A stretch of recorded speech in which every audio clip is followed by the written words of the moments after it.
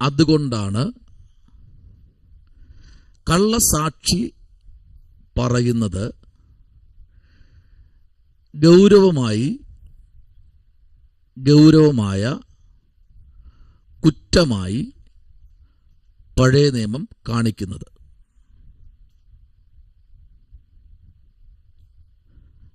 കള്ളസാക്ഷി പറയുന്നത് ഗൗരവമായ കുറ്റമായി പഴയ നിയമം കാണിക്കുന്നത്.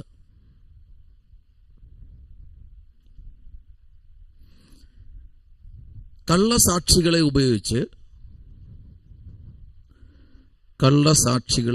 ഉപയോഗിച്ച് അന്യായമായി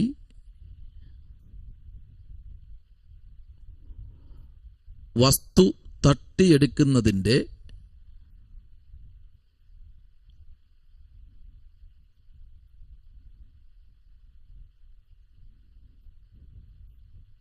ഒരു കാരണം 1 രാജാക്കന്മാരുടെ പുസ്തകം 21 കാണാം. 1 രാജ 21 അധ്യായത്തിൽ കാണാം, അല്ലെങ്കിൽ 21 കാണാം. പക്ഷേ അത്തരം സംഭവങ്ങൾ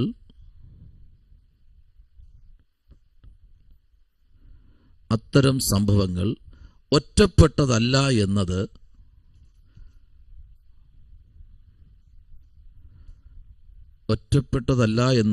വ്യക്തമാണ്.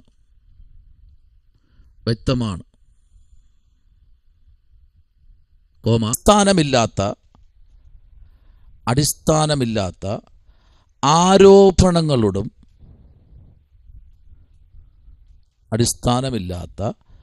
ആരോപണങ്ങളോടും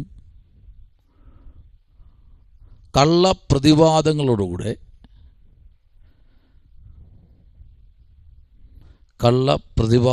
കൂടെയും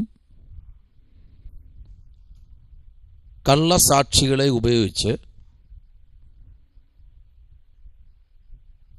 വ്യാപാരം നടത്തി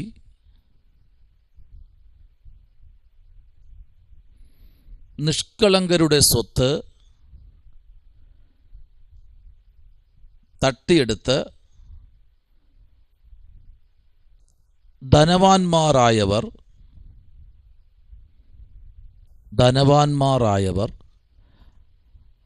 അനേകരുണ്ട്.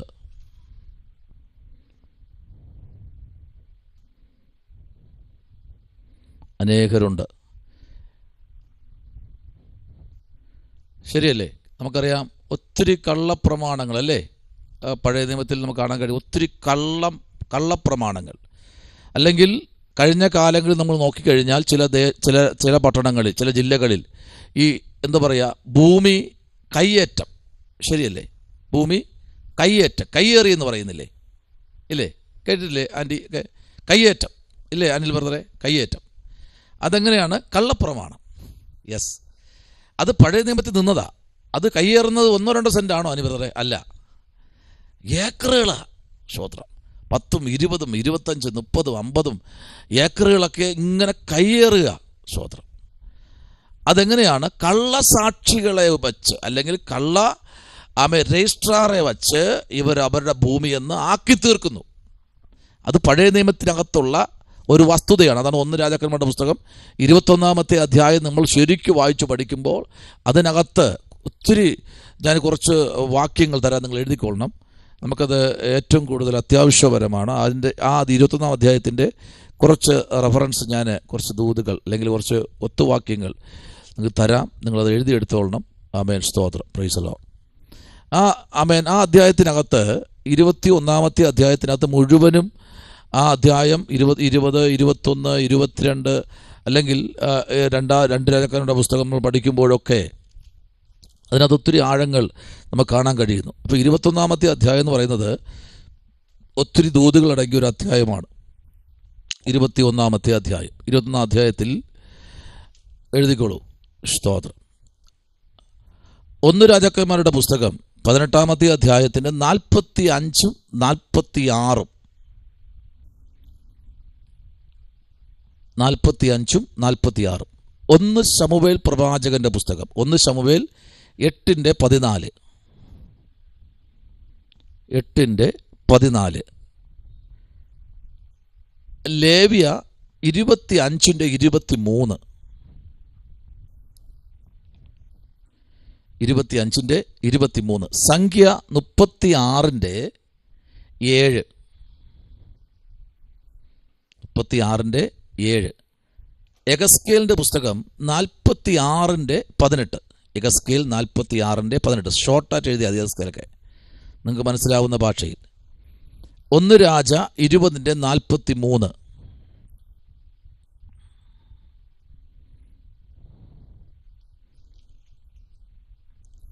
എസ്തേറുടെ പുസ്തകം 3:12. എസ്തേറിന്റെ പുസ്തകം 3:12. 1 രാജ 20:7. 1 രാജ 20:7. രൂത്ത് 4:2.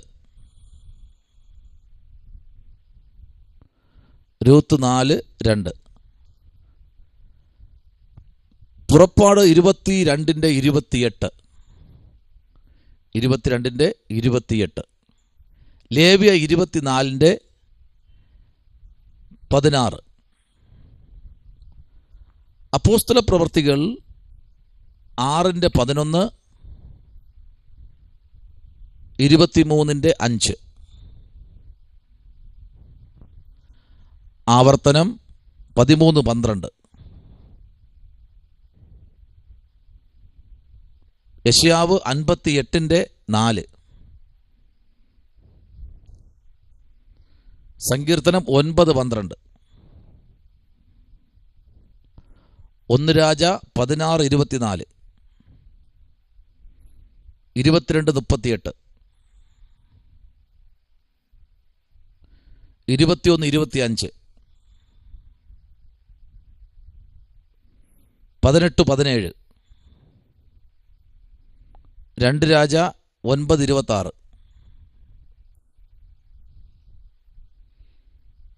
9:8. 14:10. 9:36. 17:12. 21:11. 6:30. 2 ശമൂവേൽ 12:16. 3:31.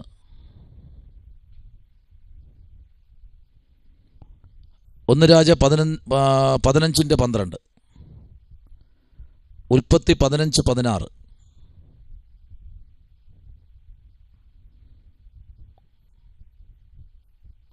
2 ശമൂവേൽ 20:15. ഇത്രയും വാക്യമാണ്. ഒന്നുകൂടെ ഉണ്ട്. 2 രാജ 9:25. അത് എഴുതിയല്ലോ. ഓക്കെ. ഇത്രയുമാണ് ആ ഒരു അധ്യായത്തിനകത്തുള്ള ഒത്തുവാക്യങ്ങൾ എന്ന് പറഞ്ഞാൽ നിങ്ങൾക്ക് അത് ആവർത്തിച്ച് വായിച്ച് നോക്കുമ്പോൾ ഇത്രയും അധ്യായത്തിനകത്ത് ഈ സാക്ഷികൾ പല വ്യാഖ്യാനങ്ങളുണ്ട് കേട്ടോ. അപ്പോൾ എല്ലായിടത്തും കള്ളൻ എന്ന് പറയത്തില്ല, കള്ളസാക്ഷി എന്ന് പറയത്തില്ല. അപ്പോൾ തന്നെ വ്യാഖ്യാനങ്ങളുണ്ട്. പണ്ഡിതന്മാരുടെ വ്യാഖ്യാനങ്ങൾ കൂടെയാണ് ആ വാക്യത്തിനകത്ത് ഉള്ളത്. സ്തോത്രം. അപ്പോൾ നമുക്ക് 12-ാമത്തെ അധ്യായം സങ്കീർത്തനം കഴിഞ്ഞു. ഇനി 13-ാമത്തെ അധ്യായമാണ്. സങ്കീർത്തനം 13-ാം അധ്യായം എഴുതിക്കോളൂ. സങ്കീർത്തനങ്ങൾ ഹെഡിങ് 13-ാം അധ്യായം.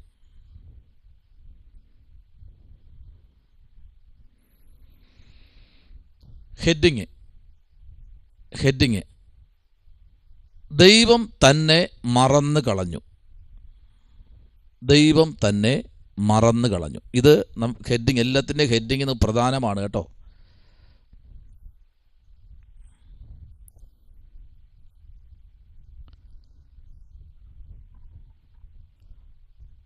ദൈവം തന്നെ മറന്നു കളഞ്ഞു. നമുക്കറിയാം ഈ അധ്യായം നമ്മൾ പഠിക്കുമ്പോൾ 13-ാമത്തെ അധ്യായത്തിലേക്ക് നമ്മൾ വരുമ്പോൾ ഒത്തിരി ചിന്തിക്കാനും ഒത്തിരി നമുക്ക് പ്രാർത്ഥിക്കാനും ഒക്കെ ഉള്ള ഒരു അധ്യായമാണ് 13-ാമത്തെ അധ്യായം. ഈ 13-ാം അധ്യായം നമുക്കറിയാം, ഈ എഴുത്ത് കാണുമ്പോൾ അറിയാം, വേറെ ആരുമല്ല എഴുതിയിരിക്കുന്നത്, ദാവീദ് തന്നെയാണ് ഈ അധ്യായം എഴുതിയത്. അപ്പോൾ തന്നെ ഇവിടെ 1-ാമത്തെ വാക്യം പറയുന്നു, യഹോവേ എത്രത്തോളം നീ എന്നെ മറന്ന് കൊണ്ടിരിക്കും, നീ എത്രത്തോളം നിൻ്റെ മുഖത്തെ ഞാൻ കാണാതെ വണ്ണം മറയ്ക്കും. ഇതാണ് 1-ാമത്തെ വാക്യം. സ്തോത്രം. ഈ 1-ാമത്തെ വാക്യത്തിനകത്ത് ദാവീദ് ദൈവത്തോട് സംസാരിക്കുക. ദൈവത്തോട് ഇന്ന് സംസാരിച്ച എത്ര പേരുണ്ട് ഇതിനകത്ത്? ദൈവത്തോട് മാത്രം സംസാരിച്ചവർ. സ്തോത്രം. മനുഷ്യനോടല്ല, ദൈവത്തോട് എത്ര സമയം ഇന്ന് സംസാരിച്ചു? രക്ഷിക്കപ്പെട്ട് സ്നാനപ്പെട്ട് നമ്മൾ ദൈവത്തോട് എത്ര സമയം സംസാരിച്ചു? അയ്യോ പാസ്റ്ററെ, എനിക്കിന്ന് വേദനയൊന്നും ഇല്ലായിരുന്നു, എനിക്കിന്ന് വേറെ കഷ്ടപ്പാടൊന്നും ഇല്ലായിരുന്നു, അതുകൊണ്ട് ഞാനിന്ന് ദൈവത്തെ അങ്ങ് മറന്നു. സ്തോത്രം. അങ്ങനെയാണോ നമ്മൾ? അനുനിമിഷം, ഓരോ സെക്കൻഡും, ഓരോ മിനിറ്റുകളും, ആമേൻ, കണ്ണൊന്നടച്ച് കൺപോള തുറന്നു വരണമെങ്കിൽ ആര് പറയണം? ദൈവം പറയണം. ആഹാ, നിങ്ങൾക്കറിയോ മഹാരാഷ്ട്രയിൽ കണ്ണടച്ചിട്ട് തുറക്കാൻ പറ്റിയില്ല. കണ്ണടച്ചിട്ട് എന്തേ പറ്റില്ല? തുറക്കാൻ പറ്റിയില്ല. പോളകൾ തമ്മിൽ ഒട്ടിപ്പോയി. ആരാലും വിടിവിക്കാൻ പറ്റാത്ത ഒരു സ്ഥലമാ കണ്ണ്. സ്തോത്രം. കണ്ണടച്ചു, പക്ഷെ തുറക്കാൻ പറ്റില്ല. നല്ലവണ്ണം നോക്കിയിട്ടും തുറക്കാൻ പറ്റിയില്ല. അതുവരെ കണ്ടുകൊണ്ടിരുന്ന ആള് കൊച്ചുകുട്ടിയൊന്നും അല്ല കേട്ടോ, 42 വയസ്സായി, കോളേജ് ലെക്ചറാ, പഠിപ്പിച്ചുകൊണ്ടിരിക്കുക കുട്ടികളെ. കണ്ണെന്തിനോ ഒന്നും അടഞ്ഞുപോയി, പക്ഷേ തുറക്കാൻ പറ്റിയില്ല. അപ്പോൾ നമ്മൾ എത്ര നിമിഷം ദൈവത്തോട് ഇന്ന് പകൽ പ്രാർത്ഥിച്ചു, കർത്താവേ എന്ന് പറഞ്ഞ് എത്ര പേര് വ്യക്തിപരമായി ദൈവത്തോട് സംസാരിച്ചു എന്ന് ചോദിച്ചാൽ വിരൽ എണ്ണുന്നവർ മാത്രമല്ലേ? വ്യക്തിപരമായി നമ്മുടെ ഓരോ യാത്രയിലും സംസാരിക്കാൻ ആരോടെന്നറിയാമോ? ദൈവത്തോട് വ്യക്തിപരമായി. അത് ഏറ്റവും കൂടുതൽ വാഹനം ഓട്ടിക്കുന്നവർക്കാണ് സംസാരിക്കാൻ ഭയങ്കര സൗകര്യമുള്ളത്. സ്തോത്രം. ആമേൻ.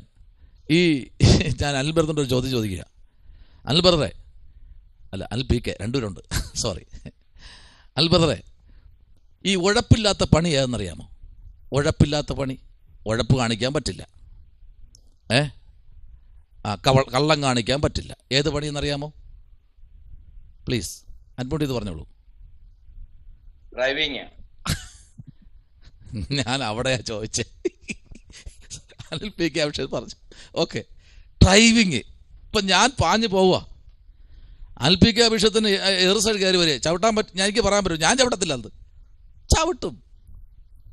ചവിട്ടിയിട്ട് വേണമെങ്കിൽ ഞാൻ ഒന്ന് ഇങ്ങനെ നോക്കും, എന്നാലും കയറി വന്നല്ലോ അല്ലേ, എന്നാലും ആ വളവിൽ തന്നെ കയറി വന്നല്ലോ, ഒരു നോട്ടം. ഈ ഉഴപ്പില്ലാത്ത പണി ഇത് മാത്രമേ ഉള്ളൂ. പക്ഷെ ഉഴപ്പ് ഏറ്റവും കൂടുതലുള്ള പണി ഏതെന്നറിയാമോ? ഏറ്റവും കൂടുതൽ ഉഴപ്പുള്ള പണി ഏതെന്നറിയാമോ? ഏതാ? ആർക്കെങ്കിലും പറയാൻ പറ്റുമോ? ഏറ്റവും ഉഴപ്പുന്ന ഒരു പണിയുണ്ട്, പറയാൻ പറ്റുമോ? ഒരാളിന് വ്യക്തമായ മറുപടി കിട്ടിക്കഴിഞ്ഞാൽ ഞാൻ നിങ്ങളെ ആദരിക്കും. കള്ളം പറയരുത്, ഉറപ്പായിട്ട് പറയണം. ഏതാ ഉഴപ്പുന്ന പണി? നമ്മുടെ വിശ്വാസത്തിൽ നമ്മൾ ദൈവവേല ചെയ്യുന്ന. ഓ, എനിക്ക് നിങ്ങളെ കെട്ടിപ്പിടിക്കാൻ തോന്നുന്നത്. ദൈവവേലയിലാണ് ഉഴപ്പ് ഏറ്റവും കൂടുതൽ. പ്രാർത്ഥനയിൽ ശക്തം കേട്ടോ, ദൈവം അനുഗ്രഹിക്കട്ടെ. അപ്പം നമ്മൾ എന്ത് ചെയ്യാൻ പാടില്ല? ഈ ദൈവം ഏൽപ്പിച്ച വേലയിൽ ഉഴപ്പാൻ പാടില്ല. എനിക്ക് വേണമെങ്കിൽ ഈ 150 സങ്കീർത്തനം വായിച്ചു വിട്ട് പഠിപ്പിച്ച് പോകാം, പക്ഷെ അല്ല. നാളെ നിങ്ങളൊരു വേദി കയറി നിൽക്കുമ്പോൾ, നിങ്ങളുടെ സഭയിൽ ഒരാളൊന്ന് വ്യാഖ്യാനം പറയുമ്പോൾ, ഷാജി പാസ്റ്റർ പഠിപ്പിച്ച നോട്ടെടുത്തങ്ങൾ മുമ്പിലങ്ങ് തള്ളും. സ്തോത്രം. ഹല്ലേലൂയ. ഇന്ന് രാത്രി ഉഴപ്പില്ലാത്ത പണി ഏതെന്നറിയാമോ? ഡ്രൈവർ. ആമേൻ. ഉഴപ്പുന്ന പണി ഏതെന്നറിയാമോ? മറന്നു പോകരുത്, ദൈവത്തിൻ്റെ വേല. പാട്ടാകട്ടെ, പാടുന്നവരെ പാട്ടാകട്ടെ, പ്രസംഗമാകട്ടെ, ബൈബിൾ വായനയാകട്ടെ, നമ്മളെല്ലാം കഴിഞ്ഞേ കയറത്തുള്ളൂ. കാരണം എന്നെ ആരും വിളിക്കരുത്, ഞാൻ ഇപ്പോഴും ഉപ്പുചാക്കിൻ്റെ അടിയിലാണ് കിടക്കുന്നത്. നറുക്ക് വീഴും. നമ്മുടെ സമയം വിലപ്പെട്ടതാ.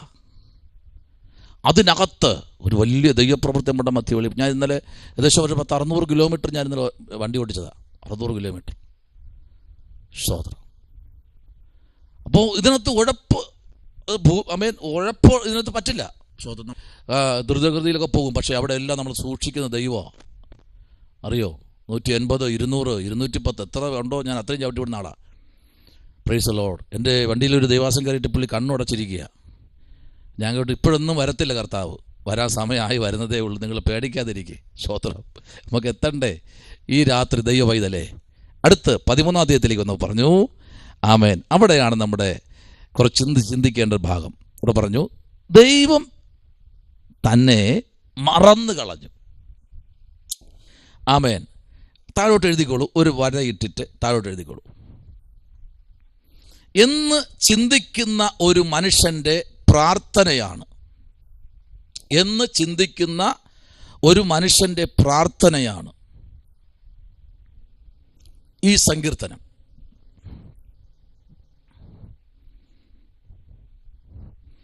ദൈവം തൻ്റെ പ്രാർത്ഥനയ്ക്ക്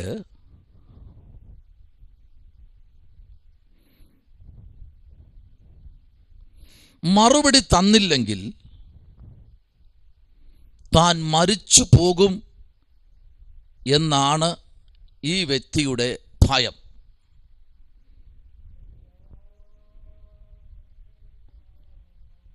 നമ്മൾ ആരെങ്കിലും ഭയക്കാറുണ്ടോ?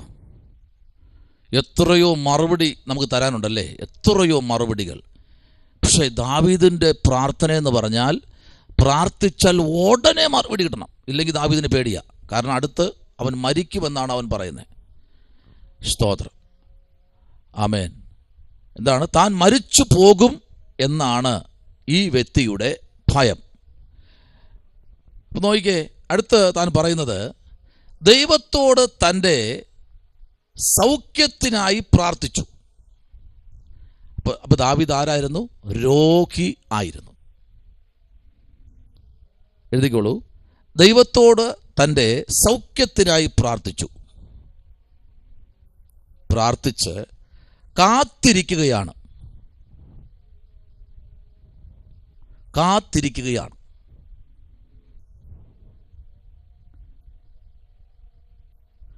ആ കാത്തിരിപ്പിൻ്റെ നൊമ്പരമാണ് ഇവിടെ കാണുന്നത്. ഇപ്പം കാത്തിരിക്കുമ്പോൾ നൊമ്പരം വരില്ലേ? പിന്നെ അതാണ് ഇവിടെ കാണുന്നത്.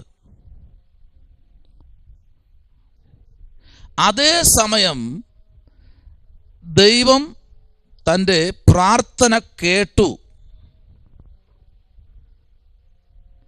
അതേ സമയം ദൈവം തൻ്റെ പ്രാർത്ഥന കേട്ടു എന്ന ഉറപ്പാണ്, ഇല്ലെങ്കിൽ എന്ന ഉറപ്പോടെയാണ്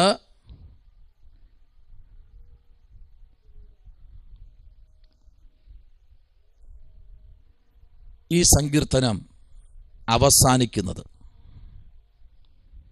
അപ്പോൾ മനസ്സിലായല്ലോ, 13-ാം സങ്കീർത്തനം ഏതാണ്? ദാവീദ് രോഗസൗഖ്യത്തിനായി പറഞ്ഞേ കാത്തിരിക്കുകയാ. ഭയത്തോടെ. എങ്ങനെയായിരിക്കുന്നേ? ഭയത്തോടെ. സങ്കീർത്തനം പറയുന്നു, ഭയത്തോടെ യഹോവ എന്ത് ചെയ്യണം? ഘോഷിച്ച് ഉല്ലസിക്കണം. ആമേൻ. ഭയത്തോടെ, വിറയലോടെ, സമർപ്പണത്തോടെ. ആമേൻ. ശ്രദ്ധിക്കണം, നമ്മൾ എപ്പോഴൊക്കെ ദൈവത്തിൽ ഭയപ്പെടാറുണ്ട്? എപ്പോഴൊക്കെ ഭയപ്പെടാറുണ്ട്? എപ്പോഴൊക്കെ ഭയപ്പെടാറുണ്ട്? എപ്പോഴൊക്കെ ഭയപ്പെടാറുണ്ട്? വാർത്ത കേൾക്കുമ്പോഴാണോ? ന്യൂസ് കേൾക്കുമ്പോഴാണോ? മിഡിൽ ഈസ്റ്റ് യുദ്ധം കാണും? അല്ലല്ല, അതൊന്നും അല്ലെന്നേ. ഇപ്പോൾ നമ്മുടെ അഭിഷക്തന്മാരൊക്കെ ഇരിപ്പുണ്ട്. ഇപ്പോൾ ഇരിക്കുന്ന ഇരിപ്പിൽ നമ്മളിപ്പോൾ ഇരിക്കുക, ഞാനും കസേര ഇരിക്കുക. ആ കസേരയും ഒടിയോ എന്നുള്ള പേടിയുണ്ടോ? ചിലപ്പോൾ നിങ്ങൾ ഇരിക്കുന്ന ഇരുമ്പ് കസേരയിലായിരിക്കാം, ചിലപ്പോൾ 350 രൂപയുടെ പ്ലാസ്റ്റിക് കസേരയിലായിരിക്കാം. നമ്മൾ എന്ത് ഉറപ്പിലാണ് ഇരിക്കുന്നത് കസേരയിൽ? തങ്ങന്മാരി പറയാം, പാസ്റ്റർ അങ്ങനെ പറയല്ലേ, 1-2 വീഴ്ച കഴിഞ്ഞിരിക്കുക, ഇനി വീഴാനൊന്നും വയ്യ. ശ്രോത്രം, നമ്മൾ എന്ത് വിശ്വാസത്തിലായിരിക്കുന്നത്? കടക്കാരൻ്റെ വിശ്വാസത്തിലാണോ? അല്ലേ ആ കസേരയുടെ ബാക്കിൽ ഫാമിലി പ്ലാസ്റ്റിക് എന്ന് എഴുതി ഒട്ടിച്ചോണ്ടാണോ? പറഞ്ഞേ. അല്ലേ ഐ എസ് ഒട്ടിച്ചോണ്ടാണോ? പറഞ്ഞേ. അതാ നമ്മുടെ ഉറപ്പ്. എന്താണ് അതിൻ്റെ പിറകിൽ? ഫാമിലി പ്ലാസ്റ്റിക് ഇല്ലെങ്കിൽ ISI എന്ന് എഴുതിയിട്ടുണ്ട് അല്ലേ? അപ്പോൾ നല്ല ക്വാളിറ്റിയാണ്, നമ്മൾ അതിലാണ് ഇരിക്കുന്നത്. പക്ഷേ ആ ഒരു കസേരയുടെ വെയിറ്റ് എത്രയെന്ന് അറിയാമോ? ഒരാളുടെ വെയിറ്റ് താങ്ങുന്നത് 50 അല്ലെങ്കിൽ 55. നമ്മുടെ വെയിറ്റൊക്കെ ഒന്ന് പരിശോധിക്കണം, കസേരയുടെ വിലയും കൂടെ നോക്കണം. ഓരോ കസേരയ്ക്കും ഓരോ വെയിറ്റ് താങ്ങുന്നത് അതിനകത്ത് എഴുതിയിട്ടുണ്ട്. വണ്ടിയും അങ്ങനെ തന്നെ. റബ്ബർ കയറ്റി പോകുന്ന വണ്ടി 17 ടണ്ണേ ഉള്ളൂ, പക്ഷെ കയറ്റി പോകുന്ന 27 ടണ്ണാ. ലോറി 17 ടണ്ണ്, 13 മുതൽ 17 ടണ്ണേ കയറ്റാവൂ. വണ്ടി തഴി മുറിക്കുന്ന ആൾക്കാർ വിട്ടിട്ടുണ്ട്. പക്ഷെ ഒരു ലോഡ് ഇവിടുന്ന് പോകുമ്പോൾ 27 ടണ്ണ് വരും. എന്ന് പറഞ്ഞാൽ ഒരു ടൺ 1000, 27,000 കിലോ ഒരു വണ്ടി കയറും. ശ്രദ്ധിക്കൂ. അപ്പോൾ കാത്തിരിക്കണം, മാത്രമല്ല ഭയപ്പെടണം. 2, അടുത്ത മറുപടി.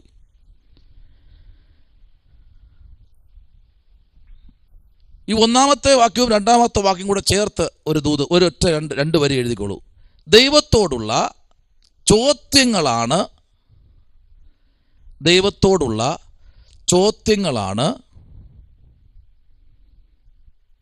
13:3-4 അപേക്ഷകളും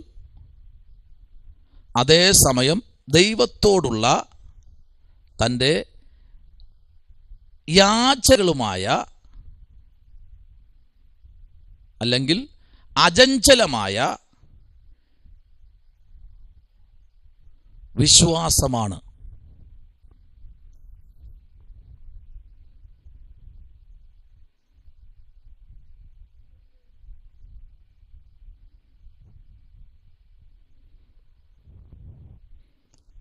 ഈ അധ്യായത്തിനകത്ത് എഴുതണ്ട. ഈ അധ്യായത്തിനകത്ത് 4 പ്രാവശ്യം ആവർത്തിച്ചു പറയുന്ന ഒരു കാര്യമാണ്. 4 പ്രാവശ്യം ആവർത്തിക്കപ്പെടുന്ന ഒരു കാര്യം എന്താണെന്നറിയാമോ? ഇത്രത്തോളം എഴുതിക്കോളൂ. 4 പ്രാവശ്യം ആവർത്തിക്കപ്പെടുന്ന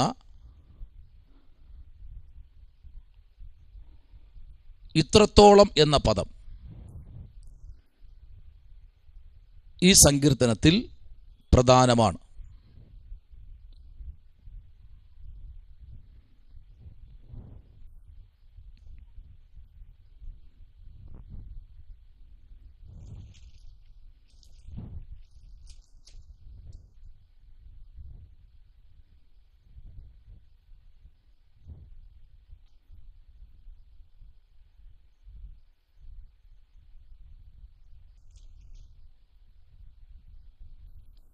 ഓക്കെ, 2 വാക്യങ്ങൾ തരാം. 2 വാക്യങ്ങൾ. 6:7, 6-ാം അധ്യായം 7-ാം വാക്യം,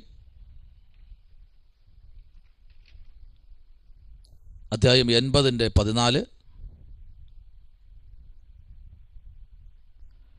84:9, 142:4,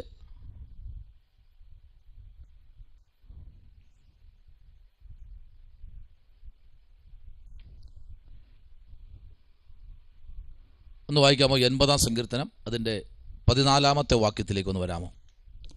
സങ്കീർത്തനം 80:14 ഒന്ന് വായിക്കാമോ?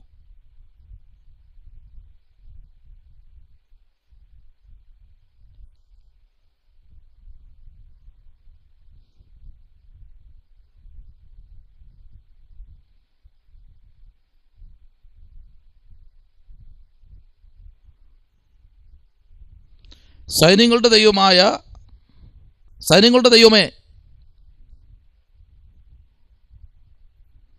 വായിച്ചോ? സൈന്യങ്ങളുടെ ദൈവമേ, വായിച്ചോ?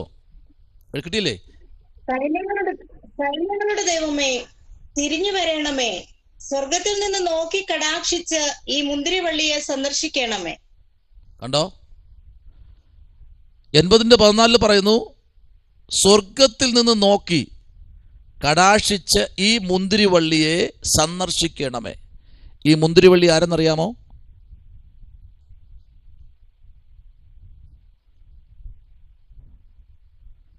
ഇസ്രായേലാ, സ്വന്തം ജനമാ. ആ വള്ളിയെ ആരാ ഉപമിക്കുന്നത്? ദാവീദ് പറയുക, എന്നിൽ. കാരണം ഇതിൽ പറയുന്നത് കാട്ടുപന്നി അതിനെ എന്ത് ചെയ്തു? കാട്ടുപന്നി അതിനെ ആമേൻ മുന്തിരിവള്ളി ആകുന്ന വലിയ ആമേൻ ആ വേലി എന്ത് ചെയ്തു? മൃഗങ്ങൾ അതിനെ ആമേൻ തിന്നുകളഞ്ഞു. ആ വള്ളി എന്ത് ചെയ്തു? തിന്നുകളഞ്ഞു. നോക്കിക്കേ, ആ അധ്യായം നിങ്ങൾ പഠിക്കണം. ആ അധ്യായത്തിലേക്ക് നമ്മൾ വരുന്നുണ്ട്. എങ്കിലും ഒന്ന് രണ്ട് കാര്യങ്ങൾ മാത്രം നമുക്ക് അവിടെ ചിന്തിച്ച് മാറാം. അത് യോസേപ്പ് ദൈവസന്നിധി ഇസ്രായേലിനെ ഒന്ന് ചൂണ്ടിക്കാണിച്ചിട്ട് തൻ്റെ ജീവിത അനുഭവം കൂടെ പങ്കുവയ്ക്കുന്ന ഒരു അധ്യായമാണ് 80-ാമത്തെ സങ്കീർത്തനം. നമ്മളതിലേക്ക് വരുന്നുണ്ട്. എങ്കിലും അതിനകത്ത് ഒരു 3 ആമേൻ സ്തോത്രം ജാതികളെക്കുറിച്ച് അവിടെ വ്യക്തമാക്കുന്നു. ഒന്നാമത്തെ ജാതി എബ്രയീം, 2 ബെന്യാമിൻ, 3 മനശ്ശെയും. അപ്പോൾ ഈ 3 ഗോത്രങ്ങളെക്കുറിച്ച് അവിടെ താൻ എടുത്തു പറഞ്ഞിട്ടാണ് താഴെ 14-ാമത്തെ വാക്യത്തിലേക്കൊന്ന് പറയും. സൈന്യങ്ങളുടെ ദൈവമായ ദൈവമേ, സ്തോത്രം, സൈന്യങ്ങളുടെ ദൈവമേ എന്ത് ചെയ്യണം? നീ ഇപ്പോൾ നിൽക്കുന്ന എങ്ങോട്ടാ? ഞങ്ങളുടെ മുഖത്ത് നോക്കാതെ അങ്ങോട്ട് തിരിഞ്ഞ് നിൽക്കുക. സ്തോത്രം. അതുകൊണ്ട് എന്ത് ചെയ്യണം? തിരിഞ്ഞു വരണം. എന്ത് ദൈവമേ, ഇങ്ങനെയൊക്കെ വാക്കുകളൊക്കെ തിരിഞ്ഞു വരണം. അപ്പോൾ ഇങ്ങനെയൊക്കെ പറയാറുണ്ട് നമ്മൾ ആരെങ്കിലും പറയാറുണ്ട് കർത്താവ് ഇന്ന് തിരിഞ്ഞ് നോക്കുന്നു? നമ്മൾ ആരെങ്കിലും ഇങ്ങനെ നമ്മുടെ പ്രാർത്ഥന പറയാറുണ്ടോ? ഈ പ്രാർത്ഥനയൊക്കെ ഉണ്ടല്ലോ ഭയങ്കരമാണ്. സ്വർഗത്തിലെ ഇരിപ്പിട ഇളക്കുന്നതാണ് ഈ പ്രാർത്ഥനയൊക്കെ കേട്ടോ. നമ്മളതൊന്നും മറന്നു പോകരുത്. 13-ാം അധ്യായത്തിൽ ആമേ സ്തോത്രം നോക്കിക്കേ, അടുത്ത 1-2 വാക്കുകൂടെ എഴുതിക്കോളൂ. സ്തോത്രം. ഇതിനകത്ത് 2 ശത്രുക്കൾ ഈ പുസ്തകത്തിനകത്ത് പ്രതിപാദിക്കപ്പെടുന്നു. 2 ശത്രുക്കൾ. Price the Lord. ഒന്ന് തൻ്റെ രോഗം, സ്തോത്രം. 2 തൻ്റെ മരണഭയം. 1 തൻ്റെ രോഗം, 2 തൻ്റെ മരണഭയം. ഇത് 2മാണ് ദാവീദിൻ്റെ ശത്രുക്കൾ.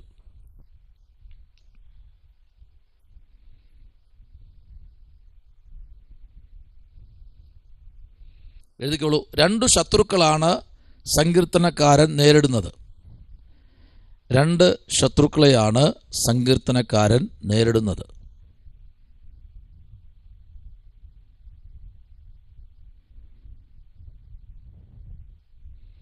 ആദ്യത്തത് താൻ കാണുന്നത് മരണം.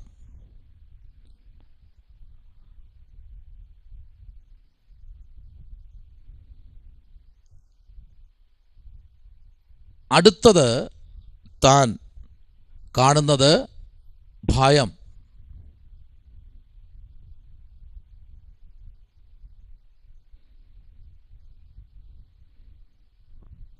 ഇത് 4-ാമത്തെ വാക്യം നമുക്ക് വായിക്കുമ്പോൾ അറിയാൻ പറ്റും.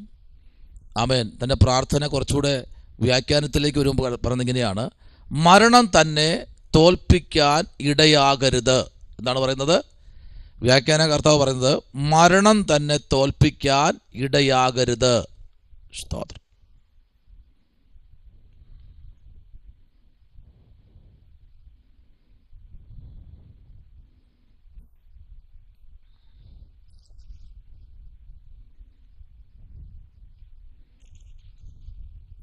ഓക്കെ, അത് പറഞ്ഞ് അവിടെ നിർത്തുകയാണ്. അപ്പോൾ 13-ാമത്തെ അധ്യായം അവിടെ കഴിയുകയാണ്. സ്തോത്രം. ഇനി അടുത്ത് 14-ാമത്തെ അധ്യായത്തിലേക്ക് നമ്മൾ വരുന്നു. 14-ാമത്തെ അധ്യായം. 13-ാമത്തെ അധ്യായത്തിൽ ഒരു 2-3 വാക്യം ഞാൻ തരാം, എഴുതിക്കോളൂ പെട്ടെന്ന്. ഓരോ അധ്യായം പഠിപ്പിക്കുമ്പോഴും ആ റെഫറൻസ് ആ പേജിൽ തന്നെ എഴുതിക്കൊള്ളണം.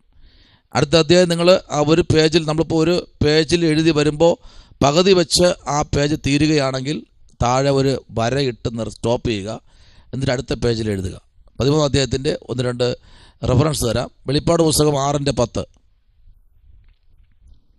വെളിപ്പാട് 6:10, സങ്കീർത്തനം 10:12, 44:24,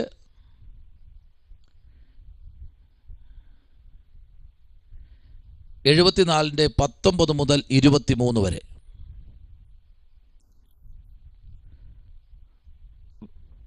വിലാപങ്ങൾ 5:20,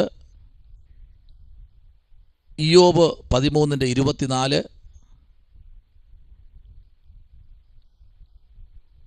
ഇരമ്യാവ് 51:39, എസ്ത്ര 9:8, സദൃശ്യവാക്യങ്ങൾ 29:13,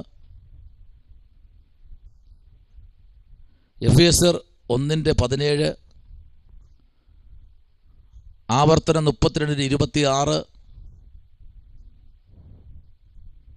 116 സങ്കീർത്തനം 7, 119 സങ്കീർത്തനം 17. ഇത്രയുമാണ് അതിൻ്റെ പ്രതിവാക്യങ്ങൾ. സ്തോത്രം.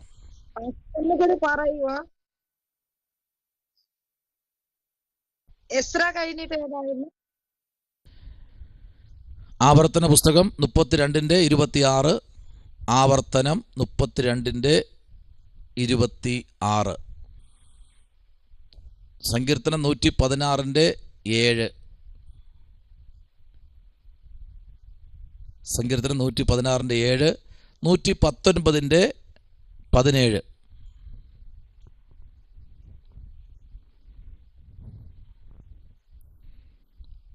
ഓക്കെ, അപ്പോൾ അവിടെ 13-ാം അധ്യായം കഴിഞ്ഞു. ഇനി 14-ാമത്തെ അധ്യായം, അതിഗംഭീരമായ ഒരു അധ്യായമാണ് 14-ാമത്തെ അധ്യായം. അവിടെ പ്രതിപാദിക്കുന്ന ഒറ്റ വാക്കാണ് 1-ാമത്തെ അധ്യായത്തിൽ നമുക്ക് കാണുന്നത്, 1-ാമത്തെ വാക്യത്തിൽ കാണുന്നത്.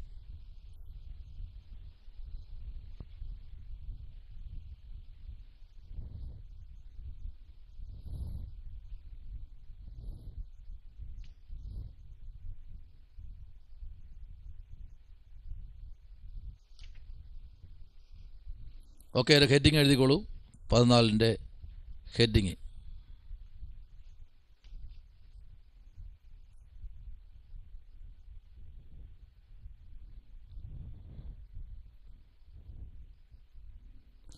എതിർപ്പാണ് ഇവിടെ, എതിർപ്പ് ആണ് ഇവിടെ. ഹെഡിങ് ഏറ്റവും പ്രധാനപ്പെട്ട എതിർപ്പാണ് ഇവിടെ. എന്താ എതിർപ്പ്? താഴെ വരയിട്ടിട്ട് നോക്കിക്കോളൂ. 14-ാം അധ്യായം പറയുന്നു, ദൈവം ഇല്ല എന്ന് മൂഢൻ തൻ്റെ ഹൃദയത്തിൽ പറയുന്നു. ആരാ പറയുന്നേ? മൂഢൻ. മൂഢൻ പറയുന്നു ദൈവം ഇവിടെ ഇല്ല എന്ന് പറയുന്നു.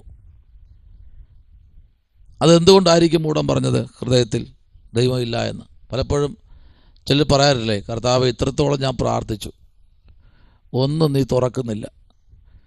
ആമേൻ. പിന്നെയും പിന്നെയും പിന്നെയും ഞാൻ പ്രാർത്ഥിക്കുന്നു, നീ കേൾക്കുന്നില്ലേ കർത്താവേ, എൻ്റെ ആവശ്യം നീ അറിയുന്നില്ലേ എന്നൊക്കെ ഞാൻ നിങ്ങളൊക്കെ പറയാറുണ്ട്. നമ്മൾ ആരെങ്കിലും പറയോ ദൈവം ഇല്ല, പ്രാർത്ഥന കേൾക്കുന്നില്ല, വയസ്സായി, കണ്ണെല്ലാം കുഴിഞ്ഞ്, താടിയെല്ലാം അങ്ങനെ നിരച്ച്, എവിടെയെങ്കിലും കുത്തിയിരിക്കും, വടിയും കുത്തിയിരിക്കുന്നു പറയോ? ഒരിക്കലും പറയില്ല. നമ്മളാ പറയുന്നത് നമുക്ക് പ്രായമായി, നമുക്ക് ഇത്ര വയസ്സായെന്ന് എല്ലാവരും പറഞ്ഞുകൊണ്ടാക്കുക. പക്ഷേ ദൈവം ആരോടെങ്കിലും പറഞ്ഞോ എനിക്ക് ഇത്ര പ്രായമായെന്ന്? കർത്താവ് എന്താ പറഞ്ഞേ? ഞാൻ തന്നെ വഴിയും സത്യവും ജീവനുമാകുന്നു. എന്നിട്ട് അടുത്തെന്താ പറഞ്ഞ? യേശു പറഞ്ഞെന്താ? മറ്റൊരുത്തനിലും പറ രക്ഷയില്ല, രക്ഷിക്കപ്പെടുവാൻ ആകാശത്തിന് കീഴിൽ ഈ മനുഷ്യരുടെ ഇടയിൽ നൽകപ്പെട്ട വേറൊരു നാമം ഇല്ല. അപ്പം നമ്മൾ പറയും നമുക്ക് ഇത്ര വയസ്സായി, ഇനി അങ്ങോട്ട് മുമ്പോട്ട് പോകാൻ പറ്റില്ല. നമ്മളാണ് പറയുന്നത്, കർത്താവ് ഒരിടത്തും പറഞ്ഞിട്ടില്ല. നമ്മൾ പറഞ്ഞു 33 വയസ്സിൽ കർത്താവ് എന്ത് ചെയ്തു? ശുശ്രൂഷയിലേക്ക് ഇറങ്ങി 3 വർഷം ശുശ്രൂഷ ചെയ്തു, 3.5 വർഷം ശുശ്രൂഷ ചെയ്തു, എന്ത് ചെയ്തു? ഭൂമിയിൽ നിന്ന് മാറ്റപ്പെട്ടു, ഉയർത്തെഴുന്നു നമ്മൾ പറയുന്നു. പക്ഷേ കർത്താവ് ഒരിടത്തും പറഞ്ഞിട്ടില്ല എനിക്ക് ഇത്ര വയസ്സായെന്ന്. നമ്മളാണ് പറയുന്നത്. അതിനി നമ്മൾ പറയണ്ട. സ്തോത്രം. ഇപ്പോൾ അവിടെ അടുത്ത് പറയുന്നത്, അവർ വഷളന്മാരായി മ്ലേച്ഛത പ്രവർത്തിക്കുന്നു, നന്മ ചെയ്യുന്നവൻ ആരുമില്ല. സ്തോത്രം. ഭക്തൻ്റെ പ്രാർത്ഥന അതാണ്. എഴുതിക്കോളൂ താഴോട്ട്. ഇവിടെ പ്രതീക്ഷിക്കുന്ന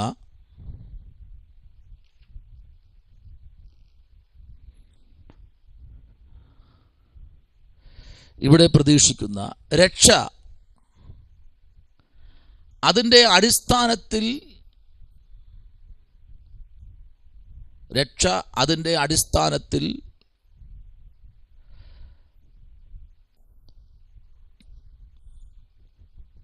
പ്രവേശനത്തിങ്കൽ പ്രവാചകന്മാർ മുഖാന്തരം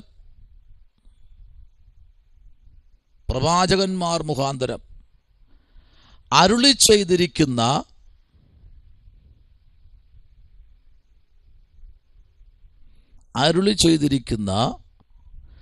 പ്രവചനങ്ങൾ നിവർത്തി ആകാതെ വരുമ്പോൾ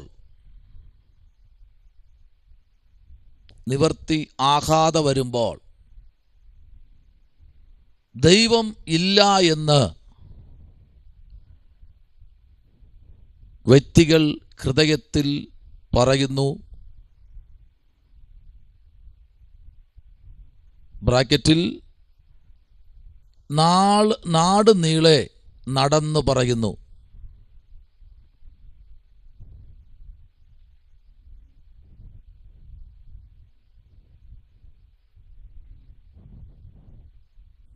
ഇവിടെ ശത്രുക്കൾ ദൈവം എപ്പോഴും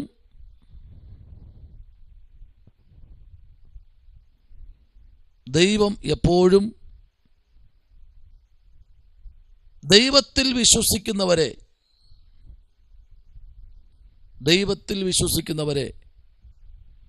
യെശയ്യാവിന്റെ പുസ്തകം 59 അതിൻ്റെ 1-2 വാക്യങ്ങൾ.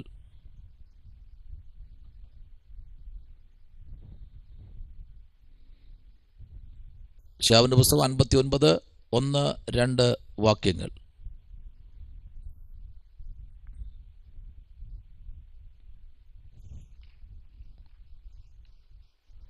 ഓക്കെ, അടുത്ത്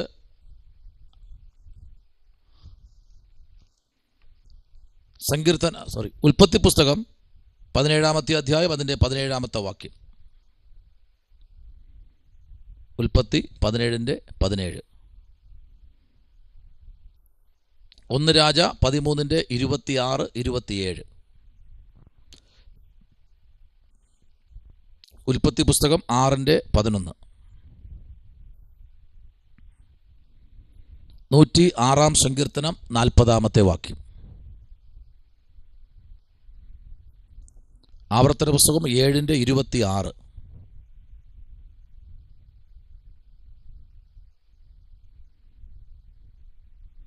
7:26. ആവർത്തന പുസ്തകം 12:5.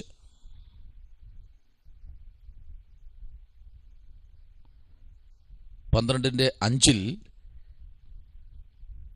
അതിൻ്റെ അത് ഞാൻ വായിക്കാൻ പറയാം. അടുത്ത് 1 ദിനവൃത്താന്ത പുസ്തകം 28:9. 1 ദിനവൃത്താന്തം 28:9.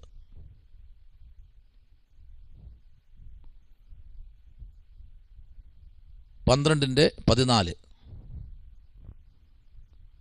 ദിനവൃത്താന്തം തന്നെ കേട്ടോ. 16:12 ദിനവൃത്താന്തം തന്നെ. 19:3 22:9 26:5 34:3. ഒന്നുകൂടെ പറയുന്നു. 1 ദിനവൃത്താന്ത പുസ്തകം 12:14 16:12 19:3 22:9 26:5 ആമേൻ 34:3. ഉൽപ്പത്തി പുസ്തകം 3-ാം അധ്യായം 6-ാമത്തെ വാക്യം. സങ്കീർത്തനങ്ങൾ 37:3. മീഖാ പ്രവാചകൻ 6:8.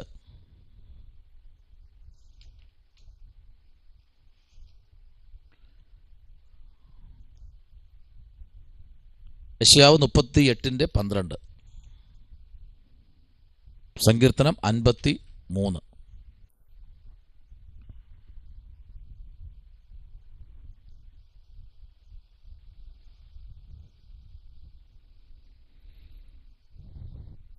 എഴുതിയെന്ന് ഞാൻ വിശ്വസിക്കുന്നു. എഴുതിക്കോളൂ. ദൈവത്തെ അന്വേഷിക്കുന്ന ബുദ്ധിമാൻ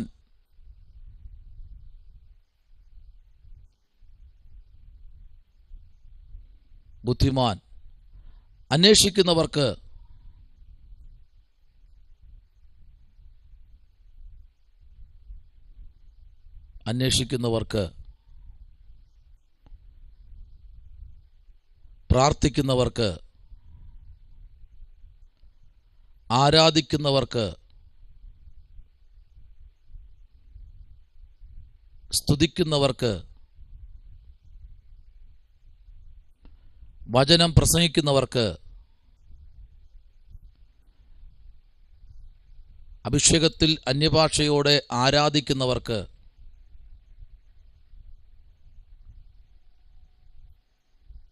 പ്രവചിക്കുന്നവർക്ക് വെളിപ്പാട് പറയുന്നവർക്ക്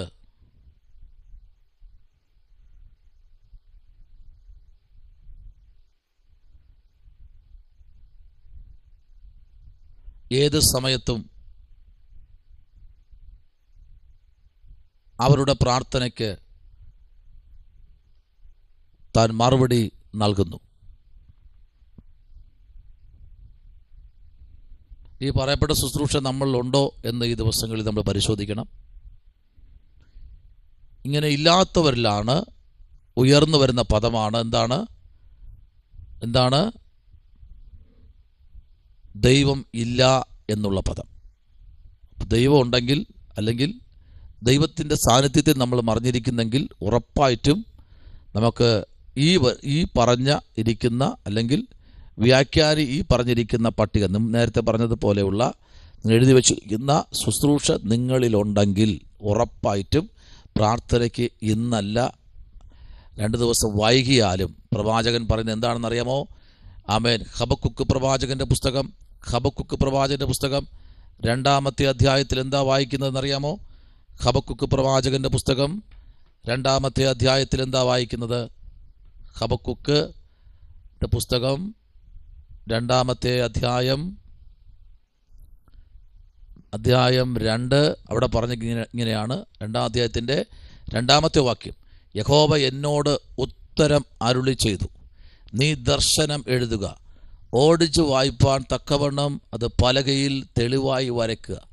3-ാം വാക്യത്തിൽ ഇങ്ങനെ പറയുന്നു, ദർശനത്തിന് ഒരു അവധി വച്ചിരിക്കുന്നു, അത് സമാപ്തിയിലേക്ക് ബന്ധപ്പെടുന്നു, സമയം തെറ്റുകയുമില്ല, അത് വൈകിയാലും അതിനായി കാത്തിരിക്കുക, അത് വരും നിശ്ചയം, താമസിക്കുകയുമില്ല.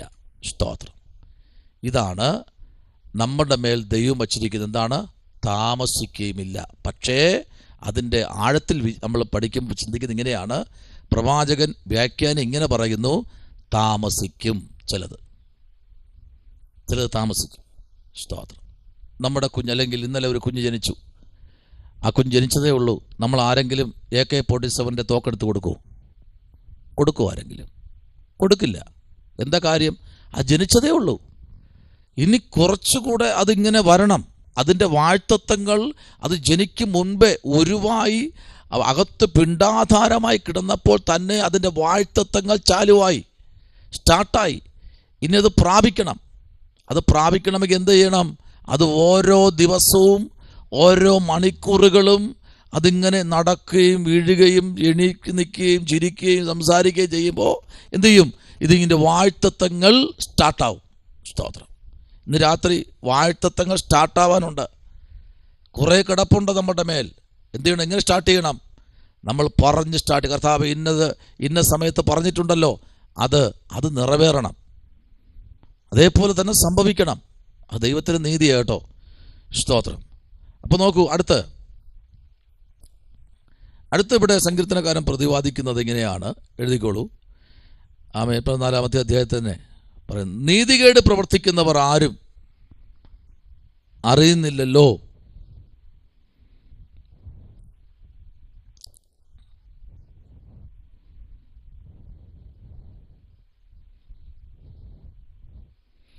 മൂഢൻ ദൈവമില്ല എന്ന് നടിച്ച് തിന്മ പ്രവർത്തിച്ചിരിക്കുമ്പോൾ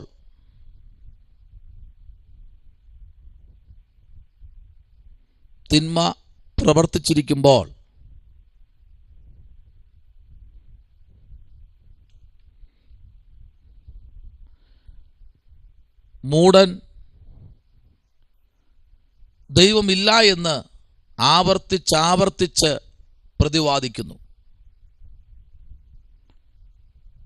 എന്നാൽ ബ്രാക്കറ്റിൽ എഴുതിക്കോളൂ, എന്നാൽ ബുദ്ധിമാൻ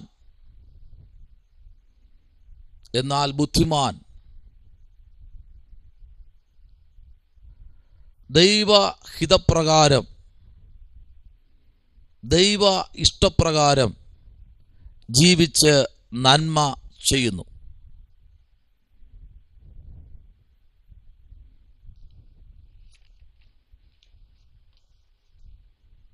ജീവിച്ച് നന്മ ചെയ്യുന്നു.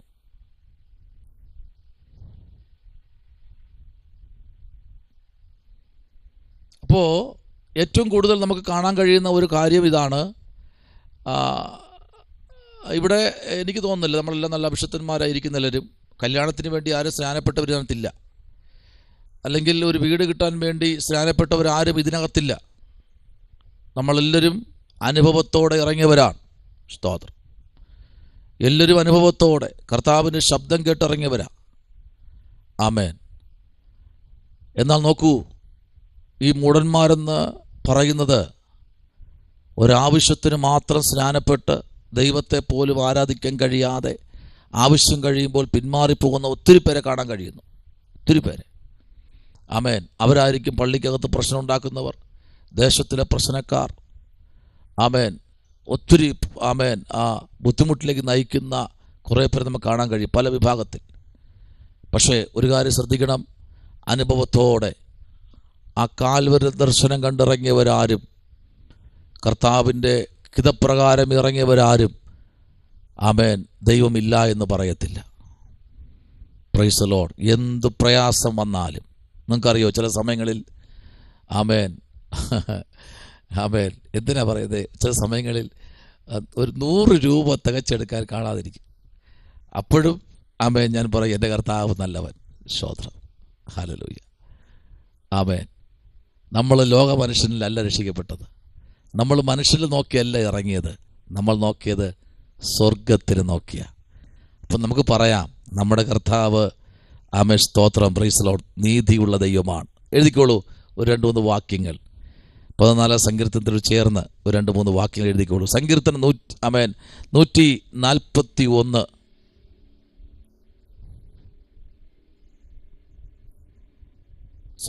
സങ്കീർത്തനം 14 1 മുതൽ 7 വരെ.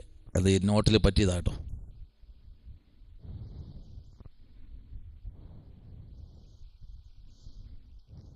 ഒന്ന് മുതൽ 7 വരെ. അടുത്ത് 53 1 മുതൽ 6 വരെ. 10 4. 74 18 മുതൽ 22 വരെ സങ്കീർത്തനങ്ങളാണ്. 1 ശമൂവേൽ 25-25. ഇയ്യോബ് 2:10. യെശയ്യാവ് 32:6. ഉൽപ്പത്തി 6:5. 11:12. റോമ 3:10 മുതൽ 12 വരെ.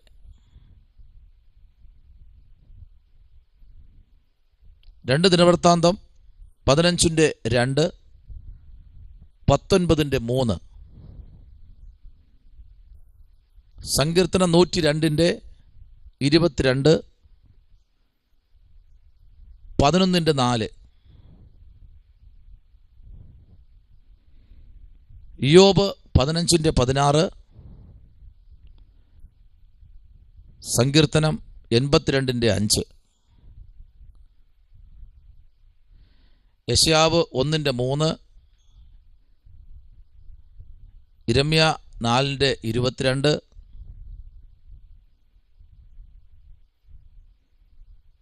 യിരെമ്യ 10:25. സദൃശ്യവാക്യം 30:14. ഹോശയ 7:7. സങ്കീർത്തനം 27:2. ഇത്രയുമാണ് 14 സങ്കീർത്തനത്തിലെ 10 വാക്യങ്ങൾ. സ്തോത്രം. നിങ്ങൾക്ക് നല്ലൊരു മെസ്സേജിനൊക്കെ എടുക്കുമ്പോൾ വാക്യങ്ങൾ വായിച്ച്, റെഫറൻസുകൾ നോക്കി വാക്യങ്ങൾ വായിച്ച് അതിനെ നിങ്ങൾ മെസ്സേജ് ആക്കുക. നമുക്ക് ഇന്നത്തേക്ക് 14-ാമത്തെ അധ്യായം തീർന്നു. ഇനി അടുത്ത ആഴ്ച 15-ാമത്തെ അധ്യായമാണ്.